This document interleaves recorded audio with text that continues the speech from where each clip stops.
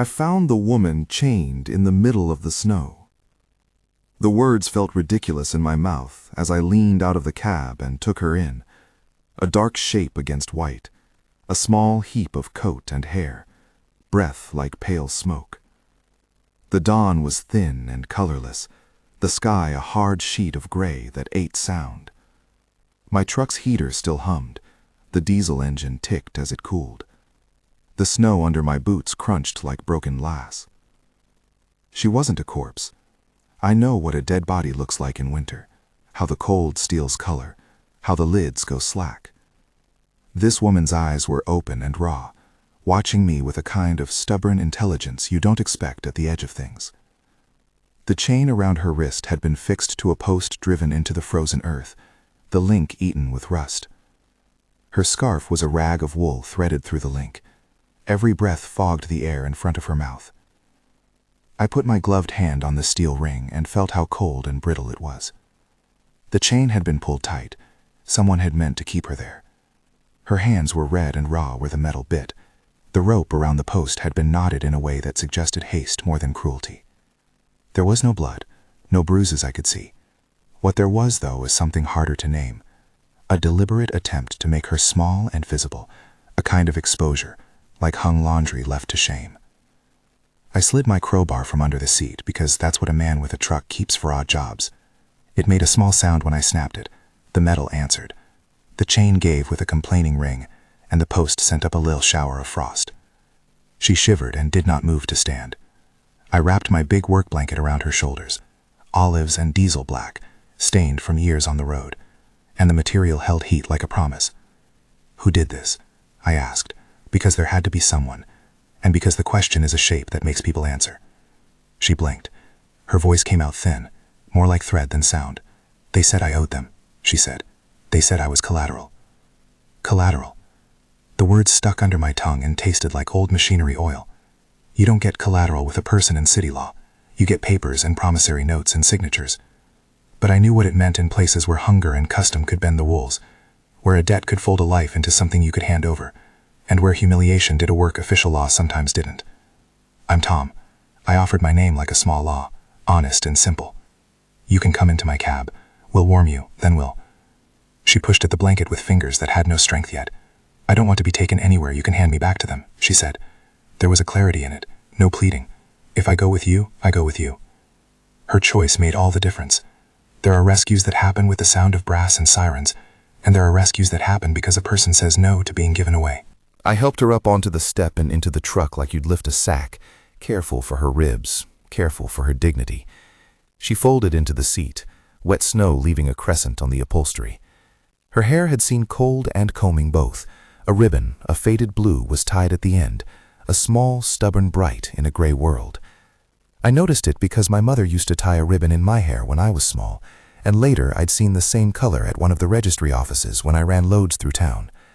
Little things register when you drive long. You collect them like splinters. There was a key in her pocket too, a small brass key, the kind you keep on a leather thong and never expect to use. She held it in her fist as if to protect it from the weather.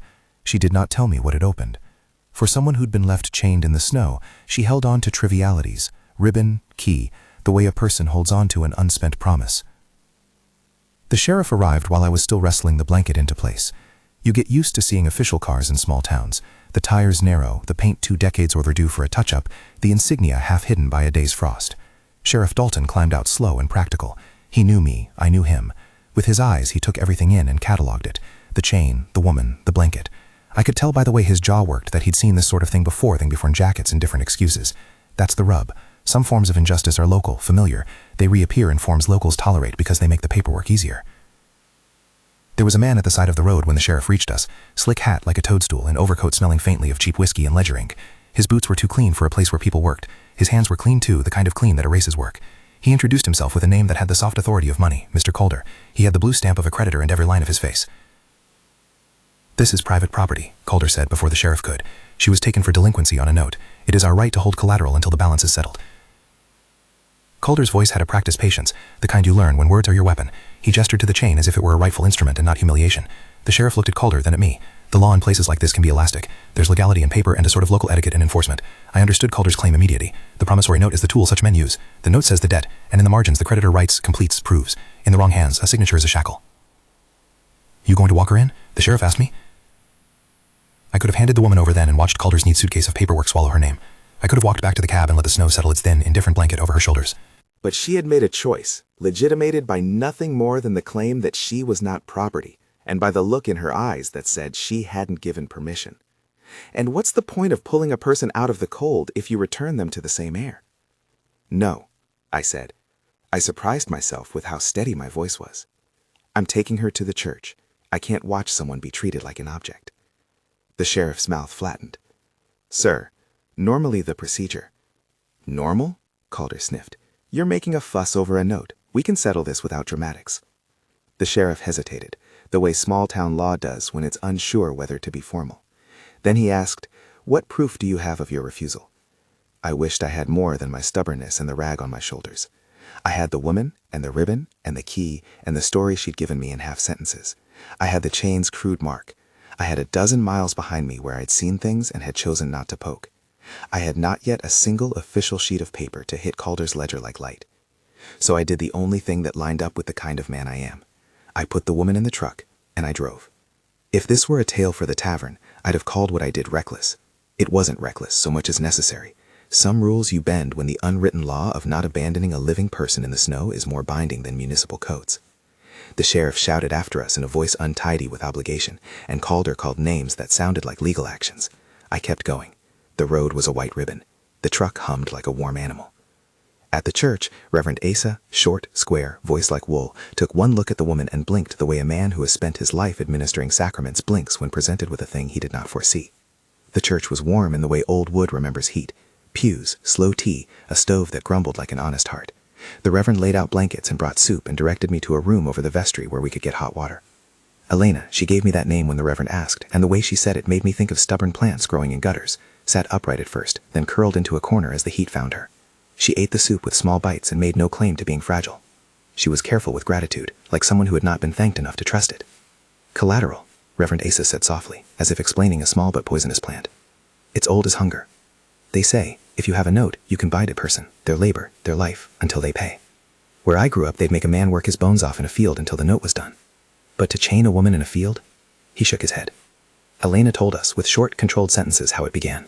She spoke of her sister's sickness, of a loan to pay for a medicine and a plow, of a man named Calder who lent money and kept ledgers like prayer books.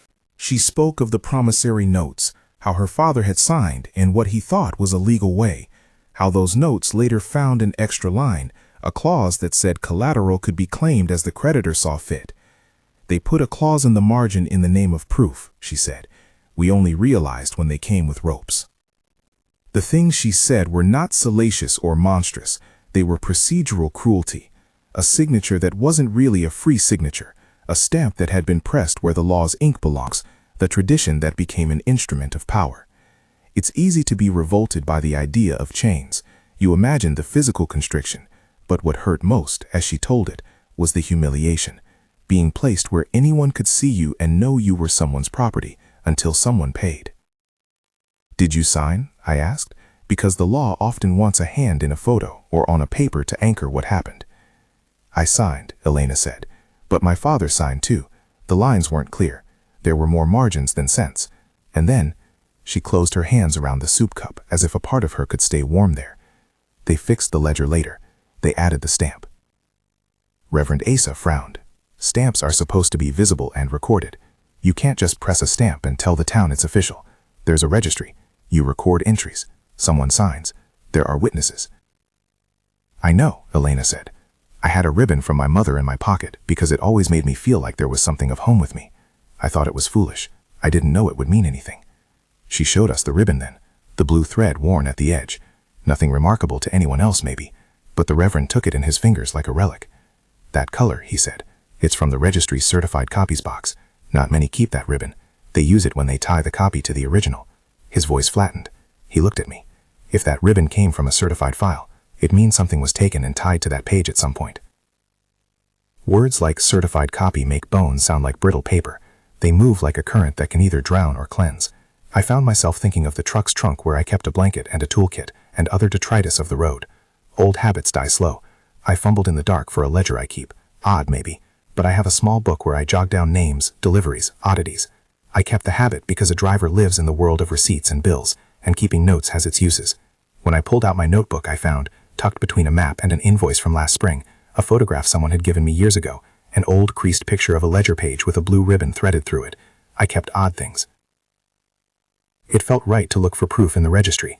The belief that paper holds truth is dangerous, but it's also the most honest place to begin when the world is arguing over what a signature means. Reverend Asa knew the town clerk, Martha, who had been at the registry for more years than anyone kept track of. Martha agreed to look at the torn sliver of paper Elena had kept. I watched as Reverence replaced the casual clerical motions of her fingers. Martha examined the scrap the way you might examine an heirloom, pinching the edges, checking for a watermark, turning the paper to the light. Her face changed, not from shock, she's seen many things, but into a slow, grave interest. "This stamp," she said. "Will you excuse me?" And she went into the back room where the registry kept their old books like bones. What came back with her was a wooden volume as serious as any trunk of family history. It smelled of dust and beeswax and the way old paper tells of hands. "You found this in the field?" Martha asked, though she knew the answer. The way she said it put every misgiving into the air at once. Someone had placed this woman where they knew eyes would see. I did the only useful thing then. I told them what I had found in her pocket, the key and the little scrap and the ribbon. I did not have much, but Martha's fingers trembled like autumn leaves when she compared the stamp on the scrap with the ones in her ledger book. "That stamp isn't right," she said. "See here, our circular mark has a certain curl in the C. This one has 2 curls, and it's the wrong color ink. Our records are all in black. This is blue. We wouldn't have made a copy in blue ink." "Could it be," Reverend Asa began. "Forged," Martha said, and the single word dropped into the room like a stone. The word should have been melodramatic. In a courtroom, it would ring like a bell. In the vestry, it had the sound of slow consequence. Martha's hands moved to the phone before she spoke, as if by moving she could make the thing more real. She told Reverend Asa and me that a stamped entry in the registry required a recorded counterpart. A stamped promissory needed an original entry and witnesses. There wasn't a matching record for the blue stamp anywhere in her books. She pulled a second volume, third, fourth, searching for where such a variation might have crept in. The ledger winked back nothing. When she looked up at me, the squint between her eyebrows had the firm knowledge of someone who doesn't like being surprised by cheating. "This could be the work of someone clever," she said, "someone who knows where to press a stamp and where to leave the ledger empty." You could feel the temperature drop in that room. A town can live on the assumption that its papers hold true. If that foundation cracks, you get a ripple that has to be checked for who tossed the stone. I thought of Calder and his neat hat and his clean hands. There are people like him who learn how to make legality cohere with dishonor. They are careful. A signature in the right place, a stamp in the right spot, a ledger that looks whole unless you look carefully. They profit by the fact that most folk lack time and the energy to examine pages no one else reads. That afternoon, while the sheriff argued with his own conscience about procedure, I asked Elena what she wanted. She could have vanished into a crowd or taken the first bus to another town. She could have done any number of safe things. She did not. "I want my name cleared," she said. "I want them to know they cannot make a person into a note and lock them away." Her words were chosen like tools. I could have offered her the safety of my cab forever, a strange exchange that would have swapped one dependency for another. But I was not there to replace. I was there to make space for her choices. "We will go to the registry together," I said. "We'll ask for a paretia, an examination of the documents. We'll ask for the ledger. We'll ask for witnesses." "What if they take you for interfering?" she asked. "Then they'll have to arrest me," I said, because the idea of being arrested for trying to protect someone felt, in a crooked kind of way, like the law doing its work.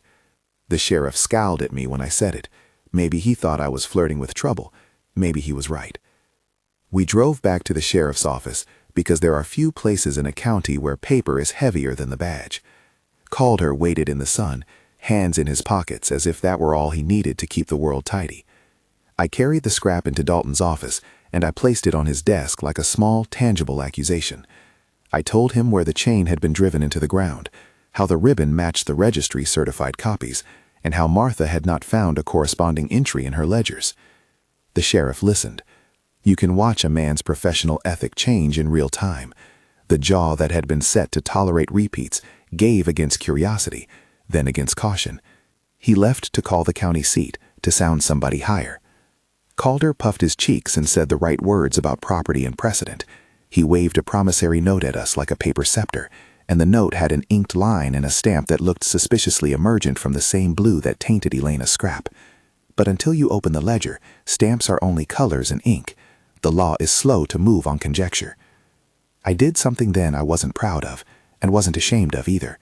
I reached into my pocket and took out the thing I'd found earlier in Elena's coat, the small brass key, and placed it on top of Calder's neat note. The key was trivial to him, meaningless. He shrugged. But keys have a way of meaning things in poor towns. They open trunks, they open sheds, they open the places where people hide ledgers and evidence. The key, the ribbon, and the scrap on the sheriff's desk were a small constellation. If one of those stars was honest, the rest might be visible. Sheriff Dalton's phone call brought a deputy from the county with a face I recognized from a minor incident years back, Deputy Hargrove, the sort who keeps the law like a neat desk drawer. He took the items from Dalton and spoke in the voice of a man beginning a checklist. He asked questions in that measured tone that pretends to be uninterested but is always searching for the seam where the truth peels back. "It's a simple claim," Calder said to Hargrove. "A note, signed by a responsible party. I have records." He slapped a thin portfolio on the table, and inside were crisp copies and a photocopy of the promissory note, the blue stamp proud in the corner. The copies looked very professional, the way a good liar buys convincing materials. Hargrove frowned in a way that made me uneasy. He asked to see the registry's original books and to compare the signature on Calder's file with the signature on the scrap. He asked Martha to bring the ledger. He asked Elena to describe the circumstances by which the note had been signed. He asked me how I had found her. It was a slow, honest tidal motion, the kind of bureaucracy that insists on paperwork because it knows that paper has teeth. Hargrove took Elena's scrap and ran it under his lamp, his face drawn into the narrow concentration of a man who had to decide whether to believe a scrap or a suit. He held the scrap up to Calder's copy and then to Martha's ledger. Something in his expression shifted from professional caution to a kind of stunned recognition. "Where did you get this stamp?" he asked Martha, and she told him where the certified ribbon was kept, how odd it was to find its thread in a piece of paper not matched in the ledger. "This mark looks like our authorized seal," she said, "but the color is wrong, and the date is out by a year. This promissory was supposed to have been stamped this last winter." She flipped the ledger pages slowly. "Look," she pointed. The page where the promissory should be had a faint impression, but no entry. The stamp on Calder's note dated it months before the ledger could shoulder the record. There is something curious about a date that cannot be true. It makes the instrument look like a portrait painted before the subject existed. Hargrove's hand went to his mouth. The kind of officer who has worked long enough with towns like ours knows the smell of forgery. It's not the smell of ink, but of motive. He called Dalton over, and the two of them bent like priests looking at a relic. A thing that looks like proof but is missing its twins, signature, entry, witness, is not only suspicious. In the hands of a man with motive, it becomes a tool for taking advantage. Calder's face reddened. "There must be a mistake in your books," he snapped. "A clerical error." "Or someone made it look like there is a mistake," Hargrove said quietly. "You could have heard the snow settle on the church roof." Calder's smoothness frayed. He began to look smaller, like someone who had to keep his hats at angles to hide the truth of missing years. "This is bigger than a local spat," Dalton said finally, and that's how the whole thing began to swell beyond the county street. Hargrove suggested, no, insisted, that the county forensic office examine the stamp and the ink to see if it matched the registry's authorized press. He suggested that a more senior clerk review Calder's files. He suggested sealing Calder's records until they could be compared. Calder's hands tightened. He stammered about property rights and how quickly people rushed to make allegations.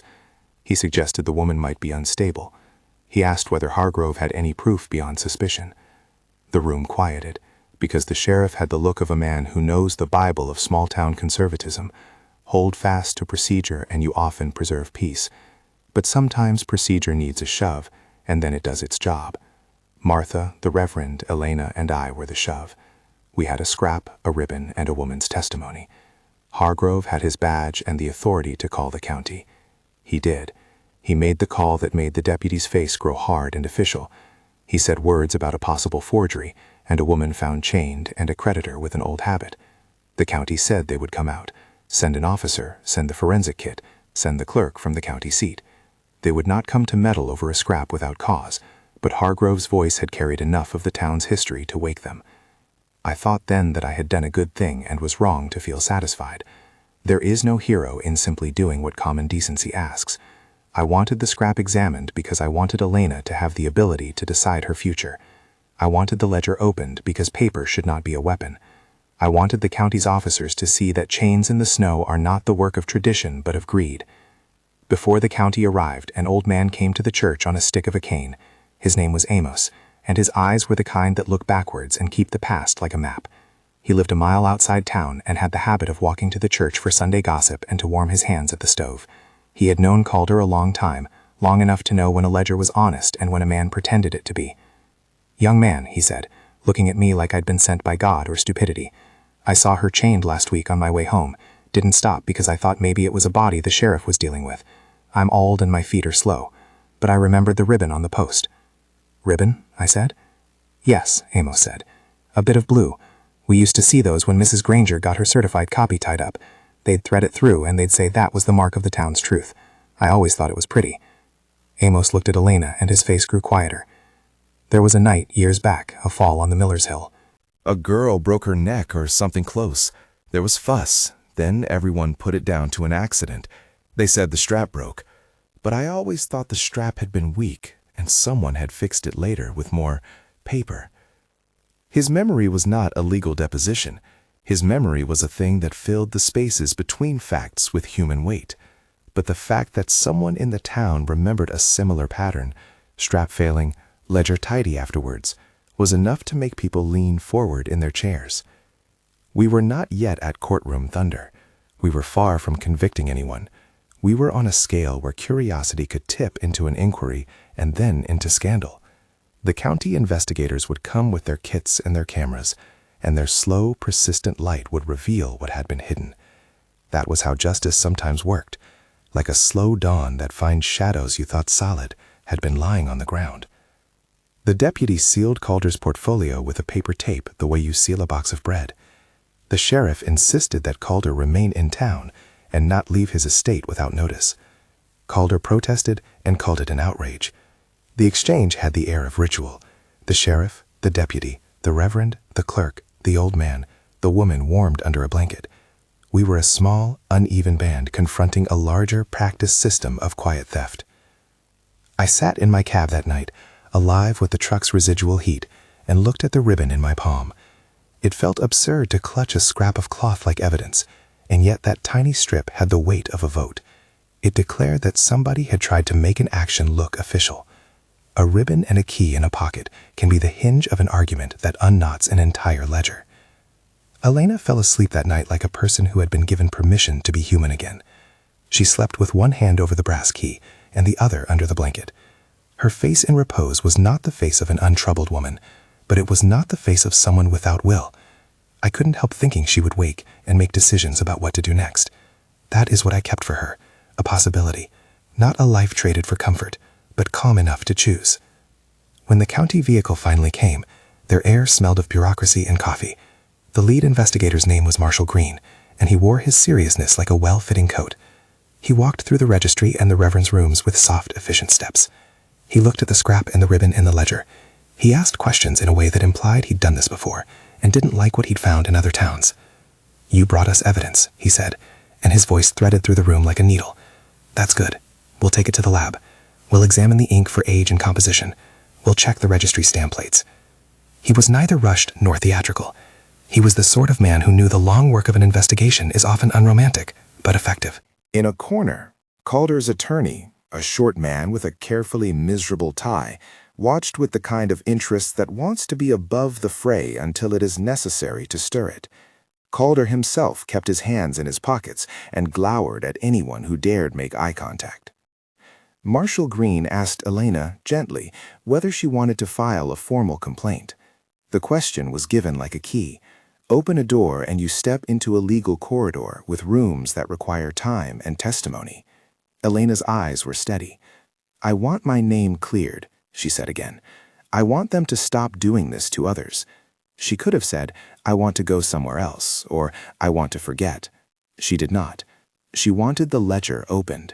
She wanted the town to account for what it had allowed. Green nodded. "Then we'll need your full statement," he said. "We'll need you to come to the station and give us every detail you can remember about the signatures, the day you signed, where your father was, who was there. We'll need witnesses." He looked at Amos. "He was here early." Amos nodded like a man who had been waiting his whole life for someone to ask. The county man took the scrap and the ribbon with gloved hands. They wrapped the scrap in clean paper and placed the ribbon in an evidence envelope. They photographed the chain post where I had pried it up. They asked us about Calder's ledger. The sheriff told them it had been proper enough, but that now there were doubts. Hargrove suggested we not let Calder leave town. Marshal Green agreed. What made the sheriff's face go stony was not my being there at the woman's side. What made him frown properly was the ledger page that showed where, between entries, where no pen had marked a line, but where a stamp seemed to be pressed too crisply for the age of the paper. The county forensics would measure the ink's chemical age and compare threads on the ribbon to the registry's box. The little things that make up truth were being taken seriously in a way that surprised me with how comforting it felt. We wrapped the woman in blankets, and the Reverend offered to find a safe place for her while the county handled the ledger. Elena looked at me then, and for the first time since I found her in the snow, she smiled small and private. "You could have left," she said. "I know," I answered, "but leaving is a different kind of cold." She pressed the key into my palm then, small brass in a hand warmed by breath, and with that gesture she entrusted me with part of her story. It was not an absolute trust, not an ownership, it was an agreement.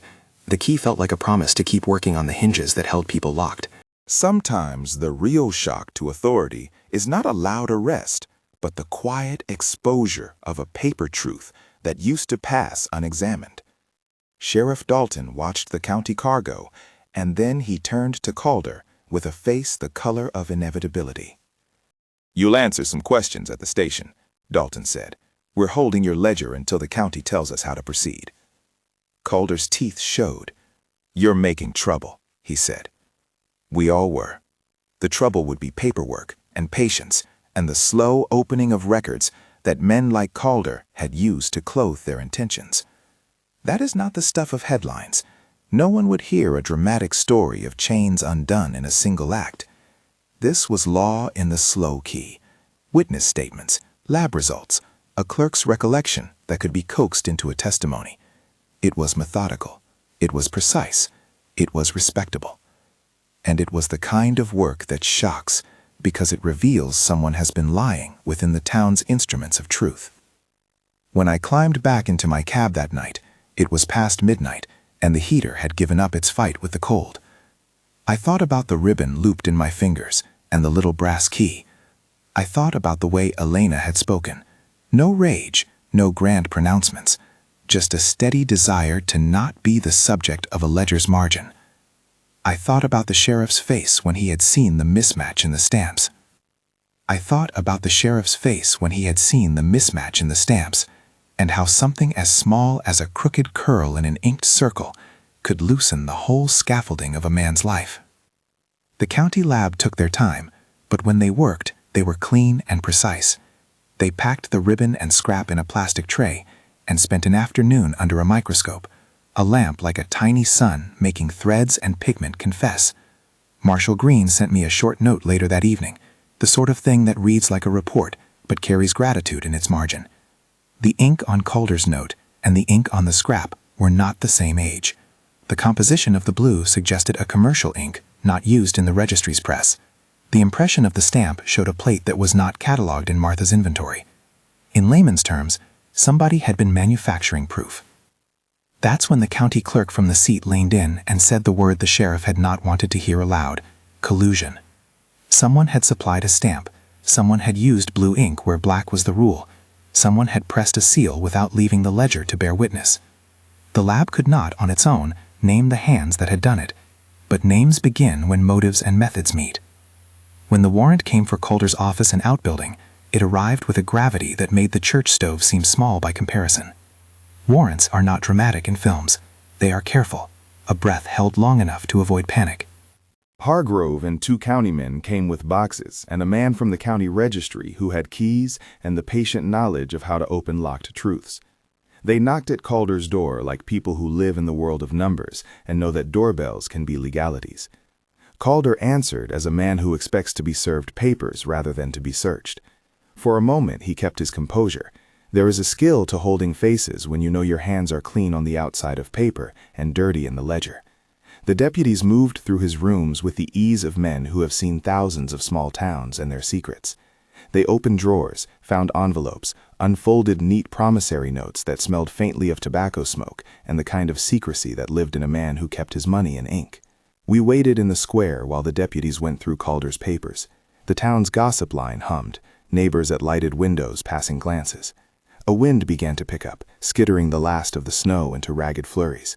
Elena sat on the church steps in a wrapped bundle and watched the house across the way like someone looking at a long-expected thunderstorm. "Do you want me there?" I asked. She shook her head. "No," she said. "I want to know what they found." When the deputies returned, one had a small dusted box in his arms, bound with twine. The deputy placed it on the sheriff's tailgate like a confession. Inside were original promissory notes, old, brittle pages with signatures and dates, some genuine, some altered. There were receipts with the town's authorized seal rubbed off in one corner and a fresh blue stamp pressed into the margin. There was even a small wooden block, an improvised stamp that matched the impressions we had seen. It was crude, not the registry's press, but effective enough when used with good ink and a practiced hand. Hargrove opened the box, and his face lost the last of its lightness. He called the county forensics to photograph everything and wrapped each object in evidence paper. It was methodical and precise, the legal equivalent of washing salt from a wound, careful, necessary, not theatrical. The deputy who had been sent from the county seat, a young officer named Ruiz, held up a folded ledger page and said very simply, "There's a bundle of these in Calder's barn. We think they're original copies taken from clients. He kept them to verify debts, he says. Some of them are signatures that don't match. Some have margins added by hand. A man like Calder makes his living on details most people do not read, the placement of a comma, the weight of a clause, the neatness of a line. He had learned how to make a margin speak louder than a voice, and he had a helper. Among the papers we found in the barn was a sheet of ledgers in a hand that matched a clerk's style. On a small receipt, the initials were the same as those that sometimes appeared in the registry's margins when the registry's clerk was away." It is hard to place blame without evidence, but sometimes evidence accumulates like rain. The ranger from the county registry ran a finger over one of Calder's seized pages and then over a clerk's copy from the registry.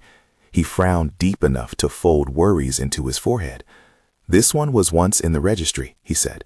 "It's been altered. And this is the registry's hand for initials when entries were verified.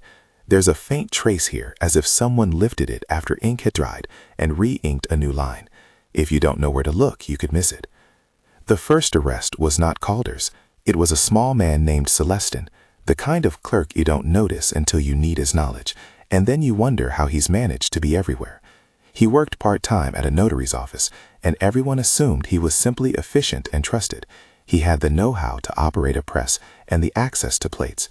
He denied everything at first. Of course he did. Men accused of using official instruments to make lies are trained to have good denials.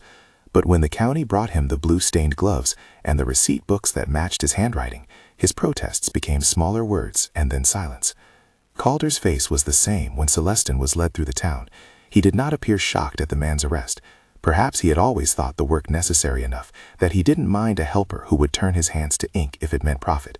In the barn they found a trunk with leather straps and brittle dye.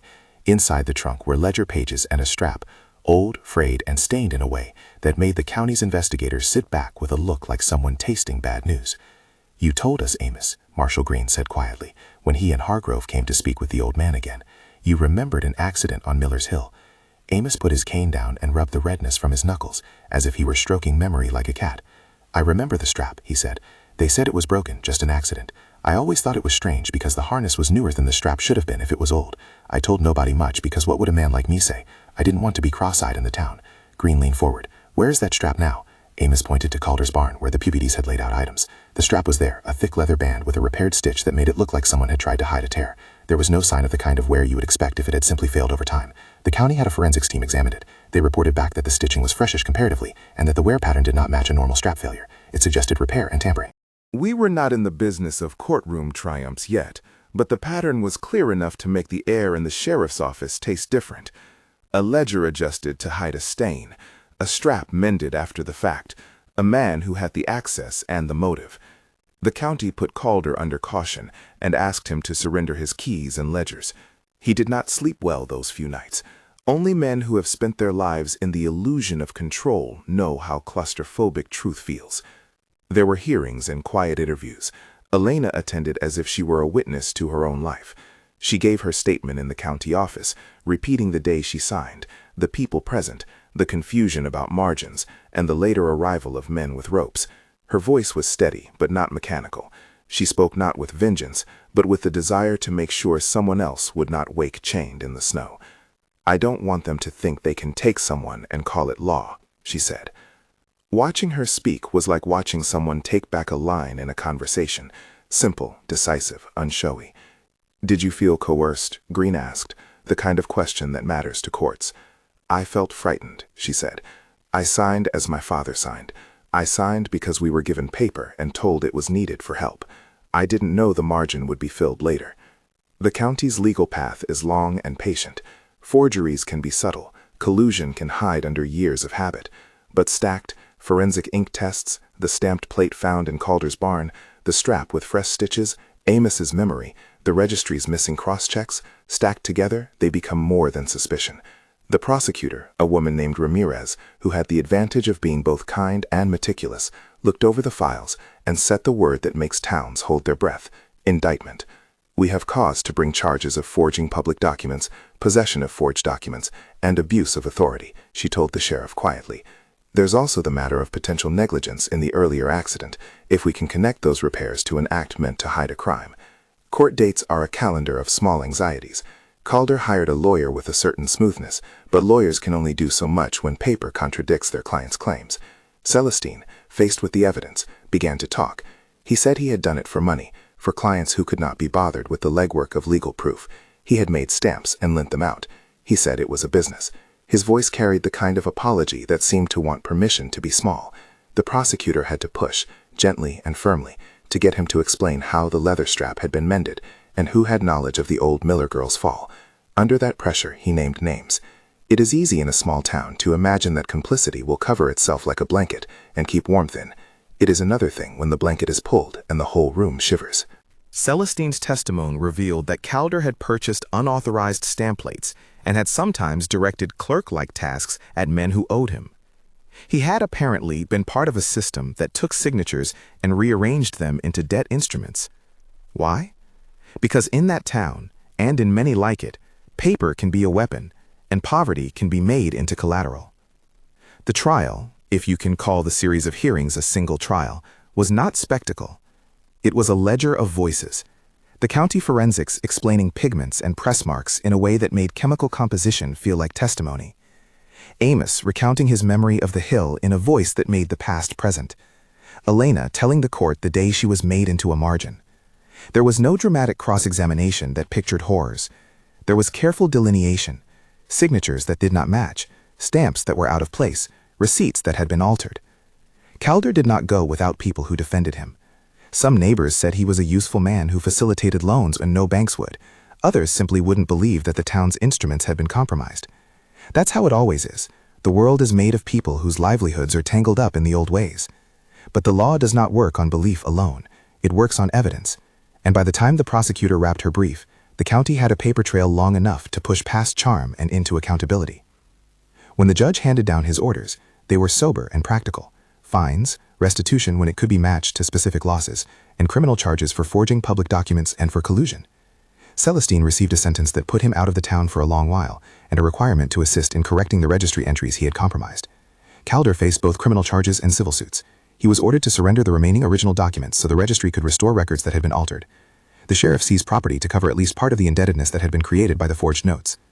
Legal justice is rarely the thing you see in novels. It is paperwork and patience, and the kind of slow institutional correction that asks people to go to clerks' offices and sign things in front of witnesses. For Elena, it meant that the town acknowledged the falseness of the instrument that had made her collateral. It did not erase the shame of being chained or the cold of that night.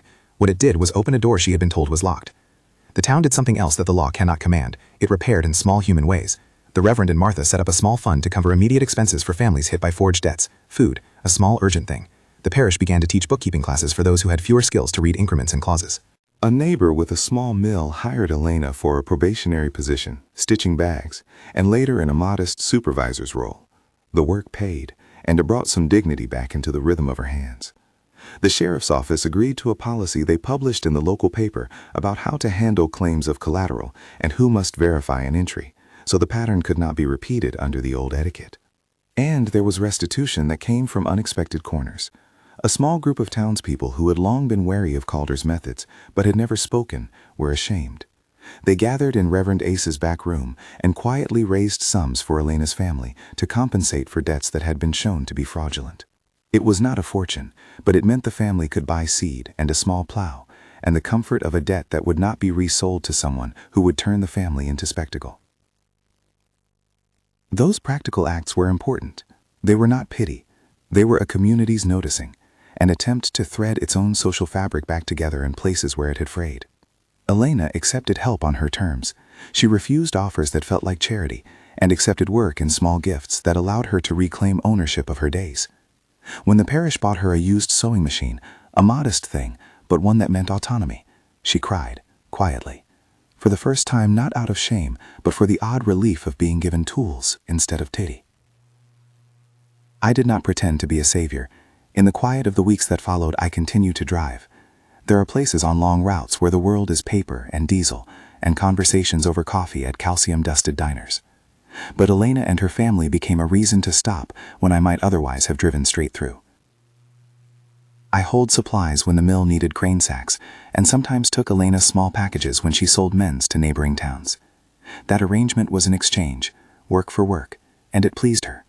She would ride in the cab sometimes, wrapped in a wool scarf that she now kept on purpose rather than in a pocket where it might wind up as evidence. It was during one of those rides that the sheriff stopped me on the side of the road with a look like he had a question he didn't want to phrase badly. He handed me a small envelope.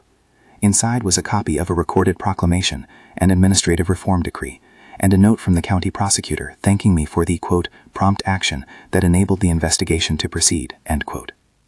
That language was formal, and I knew it was not aimed at a claim. It was aimed at acknowledging that ordinary acts sometimes make investigations possible. "What did you do?" the sheriff asked me. "I didn't do much," I said.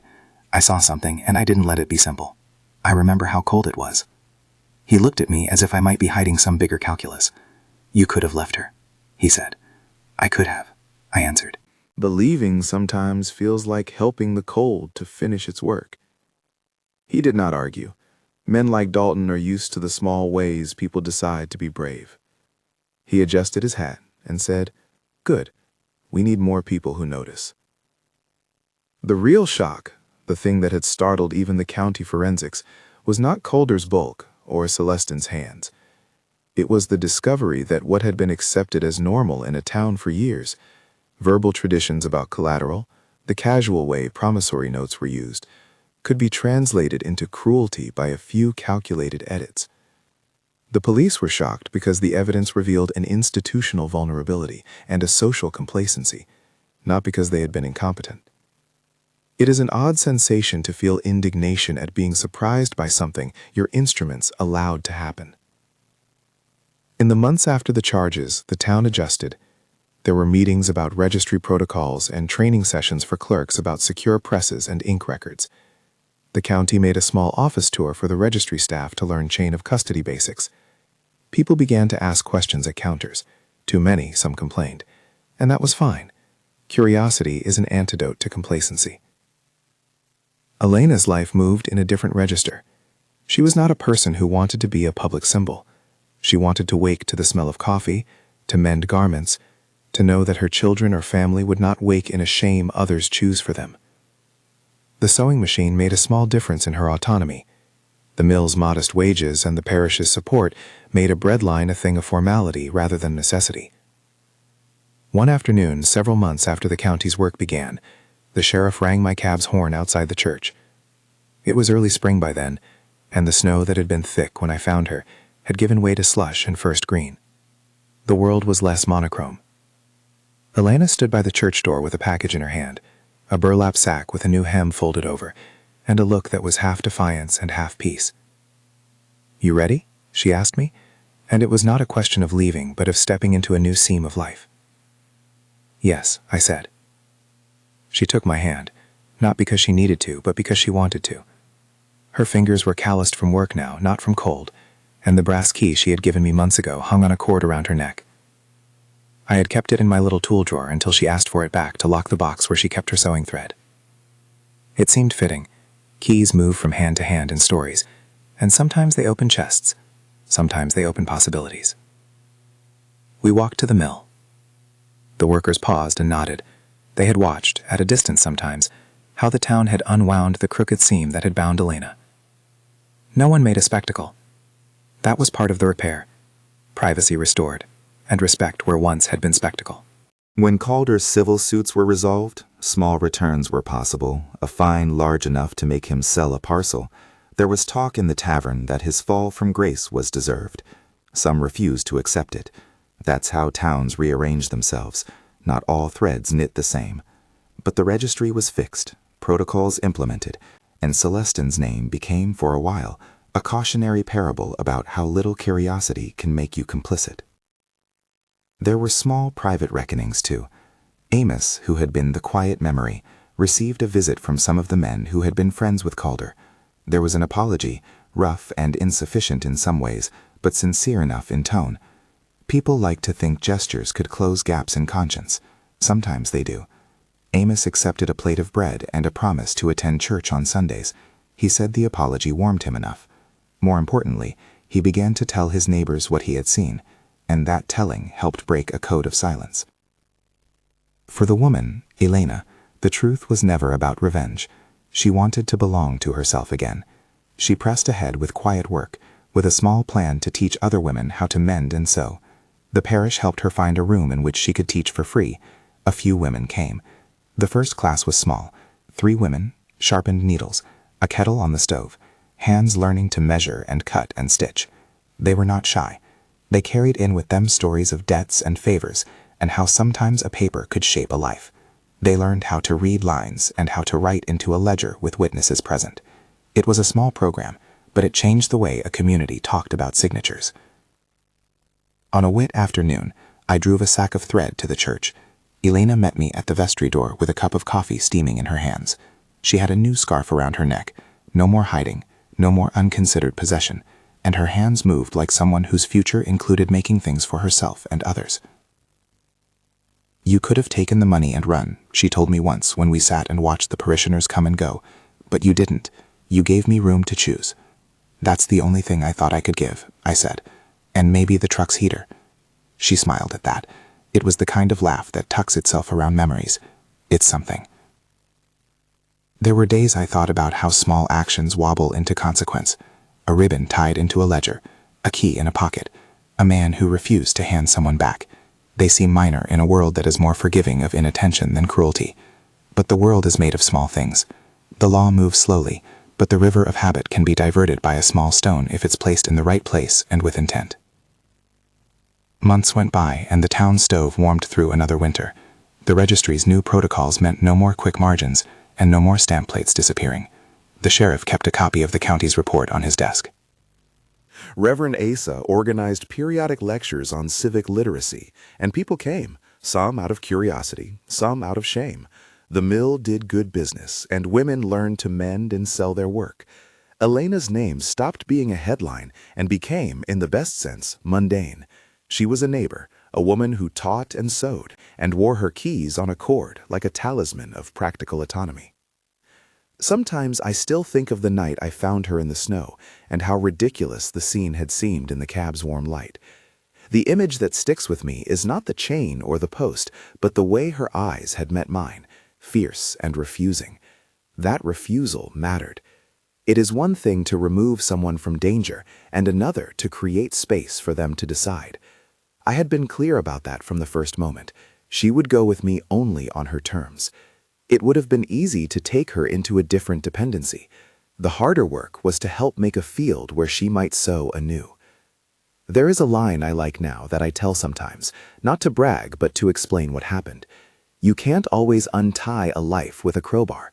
Sometimes you have to untie it with paper, with people, with utter patience. That is the sort of repair that shocks the police because it requires them to look properly at what they thought the town's instruments meant. In the late spring, when the river thawed and the last of the snow turned into green rinses along the ditches, Elena came to a small, informal celebration at the church. It was not a festival. It was a modest sharing of bread and tea. People who had been quiet before brought small gifts: a spool of fine thread, a bolt of cloth, a used but dependable needle machine someone had found at an estate sale. Reverend Asa said a few words, not about sanctity, but about neighborliness. His prayer was simple: that people would have enough light to see when a wrong had been done. I drove that night with a warm glow in the cab and a feeling like the road had a neatness to it I usually do not attribute to highways. Elena had given a short talk about sewing and about the dignity of work. Her voice had softened some, not from weakness, but from the settling of a person who has reclaimed rhythm. As I turned onto the highway, the town lights shrinking into a trail of small certainties, someone called my name from the churchyard. I paused and looked back. Elena stood with a small group, and for a second our eyes met. She raised a hand, the sort of small salute people give to companions who have been close at a difficult time. I lifted my hand. That gesture held no drama, only regard. The snow had long been gone from the field where I had found her. Where the chain had been, wildflowers had started to poke through the loosened soil. You measure justice not in theatrical finales, but in the small, stubborn work of daily life. It is in the sewing of hymns, the tallying of ledgers by honest clerks, the teaching of people to read their documents, the willingness of a driver to stop when most would not. The police were shocked not because we had found a villain in one night, but because the evidence was clear enough to show a pattern, and patterns are harder to dismiss. A year later, I pulled my truck off the road at the spot where I first saw her. The post where the chain had been was gone. In its place, there was a small stone, roughly hewn with a ribbon tied around it. Not the blue of the registry, but a pale color someone had chosen because it made the stone look less like a tomb and more like a marker. The field smelled of thawed earth and the first green. I stood for a while and thought of all the small elements that had to unspool: a scrap of paper, a key, an old man's memory, a clerk's confession, the county's patient lamp. If you asked me to sum up what happened in a sentence, I would say this: we found a chain and decided not to ignore it, and that choice pulled at threads until a pattern was visible. That's not heroism so much as the simple arithmetic of noticing. And if you ask what shocked the police, I tell you, it wasn't the chain itself. It was the ledger's quiet betrayal, the discovery that the town's instruments had been made to speak a false truth. That revelation is what moved them. It's a shock to find out the tools you trust can be used against the people they are meant to serve. I drive on. The road takes me to more towns, more deliveries, more small notices that require attention. I am not a hero in any grand sense. I am a man with a truck who stopped because that night it was colder to do anything else. Sometimes that's enough. If this story struck you somehow, share it with someone who cares about justice in small things. Tell me in the comments which part stayed with you. When I pass that field now, I slow. Elena's sewing machine hums in its little room most mornings. The key hangs in her drawer for safekeeping. People who were once silent now ask questions at the registry window. The sheriff keeps the county report on his desk as a reminder of what can break if you look away. The town is quieter for having faced its mirror, and the snow that once bore the mark of a chain has melted into something ordinary and resolute: green. I found the woman chained in the middle of the snow, and what followed was not a single dramatic rescue, but a long series of small reckonings. It is the kind of justice that moves like slow water, patient, inevitable if fed by truth, and in the end, quietly repairing the place where a chain once lay.